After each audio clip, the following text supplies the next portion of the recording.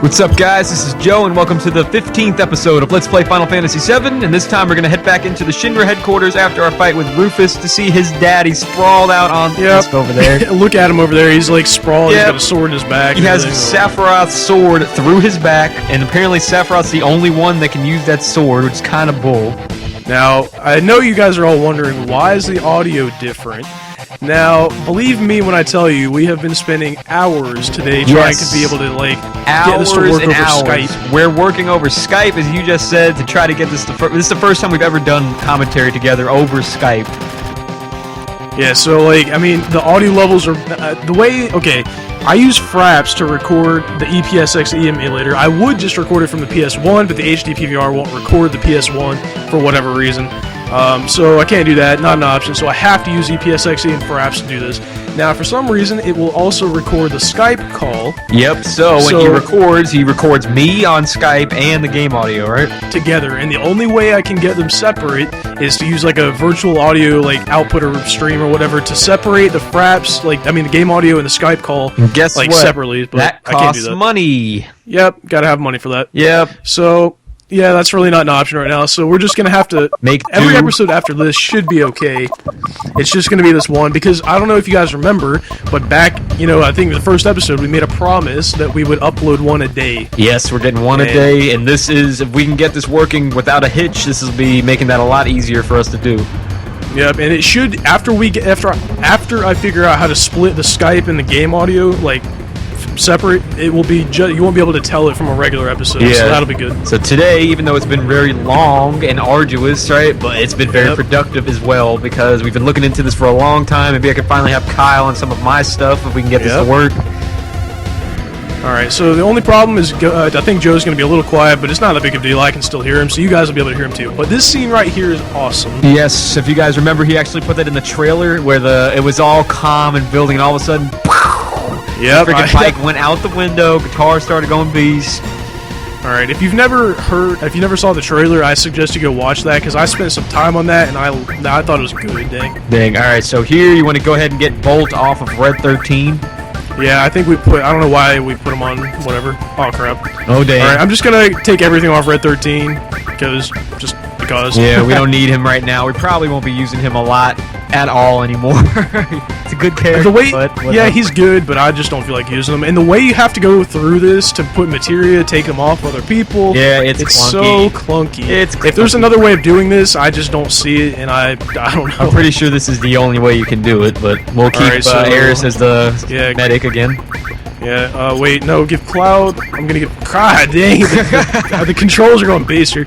I'm gonna give Cloud the Bolt. There's no point in giving him... Actually, no, yeah, I'm gonna leave the elemental materia on him and the fire, because he's gonna be using... the boss is actually gonna use fire... I can't even talk. The boss is going to be using fire attacks, so that's good. For his defense, and also lightning magic is good against the boss. So. Especially in Cloud's case, because apparently Cloud's physical attacks are worse than Aeris these days. Yep, and that's another thing. We're going to be grinding. I know people have said that we should be grinding and stuff, and we will, but after we get to the world map, just because it's easier to grind there. We don't have to worry about all these cutscenes coming up and everything, and the world map is where you will see a dramatic increase in each character's level. Alright, so now we have what I consider to be a hard minigame. As you can tell, I haven't hit one person yet. Aw, dang, you just gotta keep swinging. Come on, this minigame, too, like the rest of the minigames in the game, you can play it again later on in the game. Why would you want to? I have no idea. There's one minigame, what is it, the snowboarding one? That's one I would consider playing again, but this one, definitely not. I mean, I kind of like the snowboarding minigame, except for the fact that you run into trees every 2 seconds. Yeah, true. That's the best one. I mean, besides that one, they got the submarine in this. So the submarine, I didn't even No. It probably is classified as a minigame, I guess, but I remember playing it, and I didn't, think while I was playing it, wow, a minigame. Yeah, I know. It's just, alright, I gotta get through this to get to the next part. Alright, so... basically, whenever these guys come up to you, the car, you're supposed to hit them away from the car here, and... depending on how much damage they take away at this point is how much you start the boss battle with that's coming up. Oh, it actually takes away HP from the characters? I'm almost 100% sure that is how it works, because otherwise what would be the point of this scene right here? Oh, well, there you go. That's something new. I wasn't even sure of that myself. I'm pretty sure that's how it works, but I think the yellow ones are more susceptible to just falling over, and I think the red ones are more you have to hit them over, you know? Yeah. because if you just run into the yellow ones, they get all wobbly and sometimes they'll fall over. But the red ones are pretty persistent. They're like sticking right with the truck.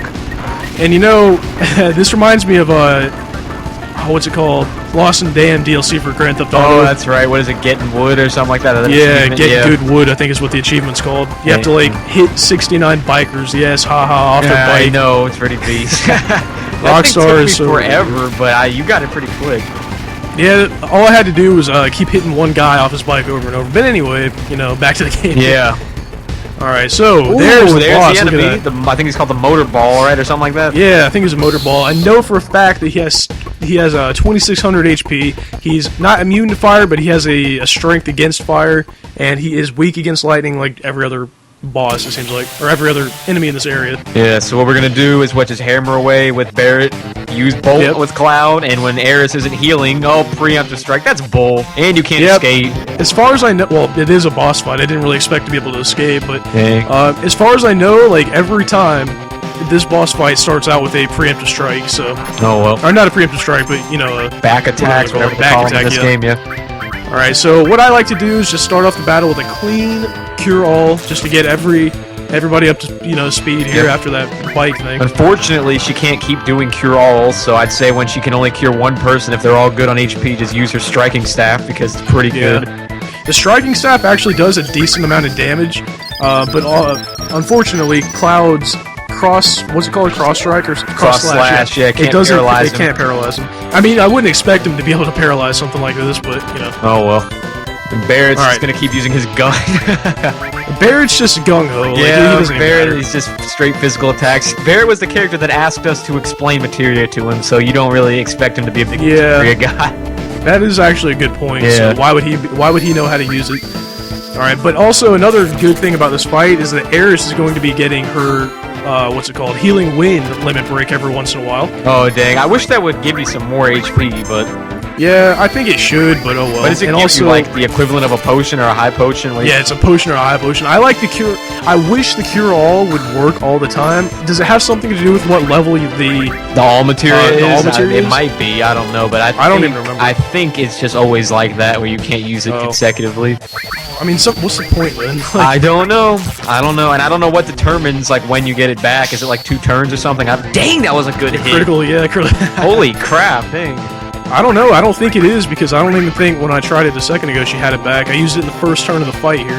And this attack right here will almost always give all of your rolling characters fire. Limit breaks. There, look. Alright, well, this area. Dang, they all have limit breaks. Yep.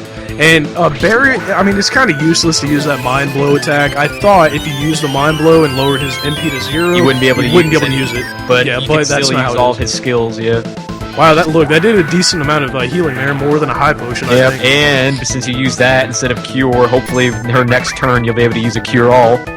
Hopefully, let's see. Oh dang! Oh nope, no cure. Come on! Alright, let's just go attack, I guess. Maybe it's like once a fight. I have no idea. Once a fight. I don't know. That's it seems like a waste of a materia, though. Yeah, I was gonna say that's a good question. Does the all have an effect on that? The level of the all materia? Maybe somebody can tell us in the comments. I'm not sure. Alright, so let's go on here. How much HP does he have? He has 2,600 total HP. Oh, he's got on Aeris' turn, I'll just use a... he's charging up for one of his attacks here. Oh, Twin Burner, yep. Twin Burner is just throwing flamethrowers at you. Yeah, this boss is all about fire and physical attacks, so... Good thing you have the elemental fire on Cloud. Look, he's always got the highest HP. There, he's dead. Awesome. That was actually really easy. Yeah, it's pretty easy. Alright. And now we're done with Midgar, right? Yeah, we're pretty much done. Cloud and Bear getting level ups. Yeah, level ups. And we got a star pendant, which I'm not really sure what does. I don't remember. No, I don't really remember either. All right, wow, we're on the end of the. We were almost driven. we have literally reached the end of the road. Yeah, literally. Yeah, honestly, we have. Now we're done with I guess you could call it the introduction of the game, and we're gonna be being introduced to the world map. Yeah, the world map is once you get to the world map, that's just when everything gets bigger and better. You know you've made it when you make it to the world map. Yep, and I hate ripping on Final Fantasy 13. Yep, I was just going to say it. I was going to say, and in this game, you don't have to play 80 hours to get to the world map. Yeah. You said the world map in that game was what, like Pulse or something? Yeah, Pulse. Basically, the game takes place, the whole beginning of it takes place in an area called Cocoon, which is over Pulse, and you finally get to Pulse, at the end of the game. Whatever. I like the Final Fantasy 7 and 8 world map, but whatever. Alright, let's talk to Barrett. We told Eris's mom to go somewhere safe, so Marlene should be safe too. I don't know about that, but yeah, she should be, I guess. Yeah, you can do Eris.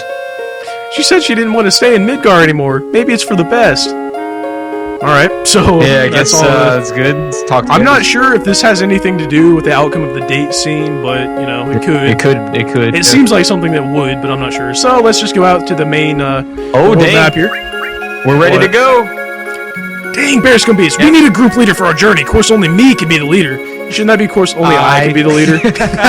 Barrett. Awesome. I'll do too. You think so?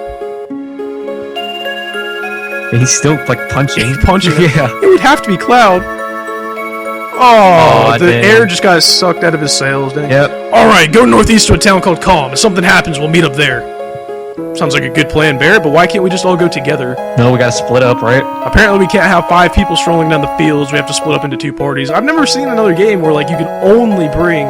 What? I don't know, whatever. Oh, I know the old Final Fantasy, you could have like 4 or 5 people in your party, but this one... I like in Final Fantasy X, can you switch? You can switch, like, at will, like in the middle of battles, yeah, you can switch. In this game, though, you have to split up into parties, but whatever. Yeah, oh well. But actually, I'm gonna replace Tifa with Eris because she is my favorite character. Alright, we'll take Eris this time. He's playing this time around, so fine. Yep, alright, so we're gonna meet up at Calm, which is not gonna be necessarily calm, as you might think. No, Calm is going to be a place that's going to be very important to the whole plot of the game. It's gonna be very plot-heavy. Alright, so... we are on the world map. Finally on the world map. And one cool feature about this is that you can actually save. Anywhere you want, you can save. If our memory cards would load. There we go. I was gonna say, what's taking so long? Alright, good. Alright, let's save here. How long did that say we've been playing the game? Like, what, all together? Dang, 5.5 hours. 5.5 hours. We're making pretty good time here. Yeah, that's good, I guess. What is the speed run for this game? Like 6 hours? Yeah, we looked it up, like and it was like 7 hours, I think. Yeah, I don't remember what it was. That's ridiculous. Yeah, but anyway, I want to thank you guys for watching episode 15. Like I said, if the audio is a little bit different in this episode, I have to apologize, but I thought it would be better to keep the promise we made at the beginning of the Let's Play than to not put anything out at all. Yep, and it was just good to experiment with this, so maybe it'll be more useful in the future. Tell us what you guys think. Yep, and like I said, if I can just get the audio splitter or whatever to split the Skype call and the Fraps game audio, it will be completely like a normal episode, and you won't be able to tell the difference. So you have that to look forward to, because that would mean more episodes more often. Yep. Alright, so enough rambling. I want to thank you guys for watching episode 15, and I'll see you guys next time. Yep, see you next time, guys.